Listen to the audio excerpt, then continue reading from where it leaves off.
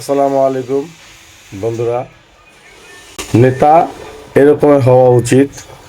হানজালা হুজুর কি বলে কথাটা মনোযোগ দিয়ে শুনে যাবেন।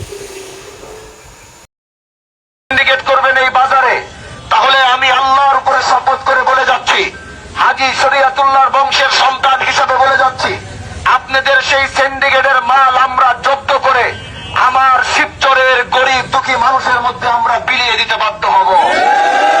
এজন্য রমজানকে কেন্দ্র করে কেউ কোনো মালের দাম ব্যক্তিগতভাবে বাড়াবেন না, পারলে 5 টাকা 10 টাকা রমজানকে কেন্দ্র করে, রহমতের মাস কেন্দ্র করে একটু কমিয়ে রাখবেন। কিন্তু ব্যক্তিগতভাবে কোনো ফলের দাম, বাজারের দাম, শাকসবজি